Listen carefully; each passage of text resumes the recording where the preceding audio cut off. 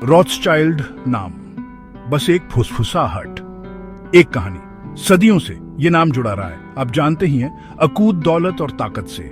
लेकिन कौन है ये रॉथस्चाइल्ड? क्या वाकई ये दुनिया के पैसों के कठपुतली नचाने वाले हैं जो पर्दे के पीछे से देशों की अर्थव्यवस्था और सरकारों की डोर थामे हुए हैं? क्या उनके पास इतना ज्यादा, इतना विशाल पैसा है जो देशों की जीडीपी को भी बौना बना देता है? सच्चाई हमेशा की तरह इतिहास, अटकलों और रहस्य की परतों में छिपी है। यह है रॉथस्चाइल्ड परिवार की अनकही कहानी, एक कहानी जो आलीशान महलों में नहीं बल्कि एक मामूली घर की तंग जगहों से शुरू होती है। ये है महत्वाकांक्षा, रणनीति और जानकारी की स्थायी शक्ति की कहानी। एक कहानी जो आज भी लोगों को मोहित और उलझाती है, हमें सोचने पर मजबूर करती है। रॉथस्चाइल्ड के प्रभाव की असली हद क्या है और उनके पास अभी भी कौन से राज छिपे हैं? हमारी कहानी हमें 18वीं सदी के फ्रैंकफर्ट, जर्मनी ले जाती है। एक जवान मेयर एम्शेल रॉथस्चाइल्ड की कल्पना कीजिए, जो यहूदी बस्ती के एक छोटे से 11 फुट के घर में रहता था। क्या उसने कभी सोचा होगा कि उसका नाम दुनिया भर में पैसों के खेल में सबसे बड़ा नाम बन जाएगा? मेयर की शुरुआत मामूली थी, सिक्कों का व्यापार करते हुए, और आखिरकार हेस्से के प्रिंस विलियम के लिए दरबारी एजेंट बन गया। इस महत्वपूर्ण संबंध ने उसे दौलत और प्रभाव की दुनिया के दरवाजे खोल दिए, जिससे एक आर्थिक साम्राज्य की नींव पड़ी। मेयर की प्रतिभा सिर्फ उसकी आर्थिक कुशाग्रता में ही नहीं बल्कि उसकी दूरदर्शी रणनीति में भी थी। वो समझता था कि जानकारी ही ताकत है, खासकर पैसों की अस्थिर दुनिया में। उसने बड़ी सावधानी से मुखबिरों का एक नेटवर्क बनाया, पूरे यूरोप से खबरें और अफवाहें इकट्ठा की। ये कह लीजिए फ्रंट रनिंग का शुरुआती रूप, जिससे वो बाजार के उतार चढ़ाव का अंदाजा लगा पाता था और अपने प्रतिस्पर्धियों से पहले मौकों का फायदा उठा पाता था। मेयर के 5 बेटे थे और उसने एक ऐसे भविष्य की कल्पना की थी जहां उनका प्रभाव महाद्वीपों तक फैला होगा। उसने रणनीतिक रूप से हर बेटे को एक प्रमुख यूरोपीय शहर लंदन, पेरिस, वियना, नेपल्स और फ्रैंकफर्ट में रखा। ये सिर्फ एक पारिवारिक व्यवसाय की शाखाएं नहीं थी, ये एक बढ़ते हुए आर्थिक साम्राज्य के स्तंभ थे। रॉथस्चाइल्ड बैंक यूरोपीय वित्त की धमनियां बन गए, व्यापार को सुगम बनाते हुए, सरकारों को धन मुहैया कराते हुए और अभूतपूर्व धन इकट्ठा करते हुए। रॉथस्चाइल्ड की रणनीतिक प्रतिभा का शायद सबसे प्रसिद्ध उदाहरण वाटरलू के युद्ध में उनकी कथित भूमिका है। लंदन में स्थित नाथन रॉथस्चाइल्ड को युद्ध के परिणाम के बारे में पहले ही पता चल गया था।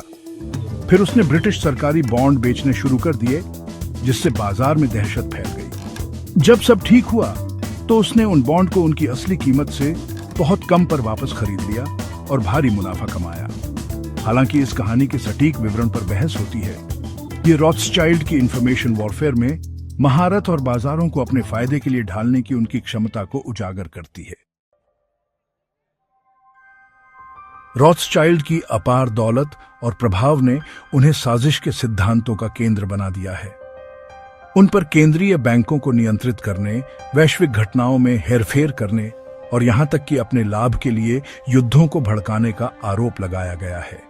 हालांकि यह सच है कि रॉथस्चाइल्ड ने वित्तीय प्रणालियों को आकार देने और सरकारों का समर्थन करने में महत्वपूर्ण भूमिका निभाई है, लेकिन इनमें से कई दावे अतिरंजित हैं या विश्वसनीय सबूतों की कमी है।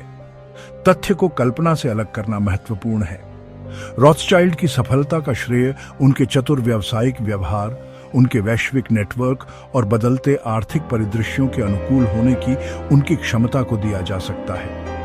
हालांकि उन्होंने निस्संदेह ऐतिहासिक घटनाओं और राजनीतिक संबंधों से लाभ उठाया है, लेकिन उनकी सफलता का श्रेय पूरी तरह से नापाक साजिशों को देना उनकी जटिल विरासत की एक सरल और अक्सर भ्रामक व्याख्या है।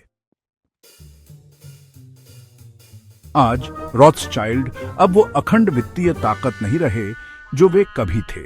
उनकी संपत्ति कई वंशजों में विभाजित है और उनके व्यावसायिक हित पारंपरिक बैंकिंग से आगे बढ़ गए हैं। वे निवेश बैंकिंग, परिसंपत्ति प्रबंधन, वाइन मेकिंग, रियल एस्टेट और परोपकार में अपनी उपस्थिति बनाए रखते हैं। जबकि उनकी व्यक्तिगत संपत्ति कम हो गई होगी, उनका नाम अभी भी वित्तीय हलकों और उससे आगे भी मायने रखता है। रॉथस्चाइल्ड आज वैश्विक साजिशों को अंजाम देने के बजाय धर्मार्थ कार्यों का समर्थन करने, अपने पारिवारिक व्यवसायों का प्रबंधन करने या अपनी काफी संपत्ति का आनंद लेने की अधिक संभावना रखते हैं।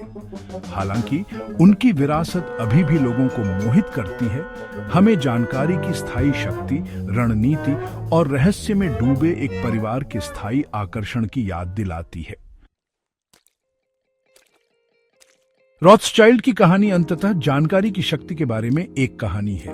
अपनी विनम्र शुरुआत से वे समझ गए थे कि ज्ञान रणनीतिक रूप से एकत्र और लाभ उठाया गया धन और प्रभाव जमा करने की कुंजी था।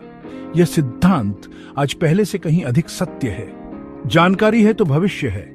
Knowledge is the key to the future. Rothschild इस कहावत को साकार करते हैं। उनकी कहानी एक शक्तिशाली अनुस्मारक है कि पैसा भले ही धन का पैमाना हो, जानकारी शक्ति की मुद्रा है। और एक तेजी से जुड़ी दुनिया में जानकारी तक पहुंचने, उसका विश्लेषण करने और उस पर कार्य करने की क्षमता यह निर्धारित करेगी कि भविष्य कौन बनाता है।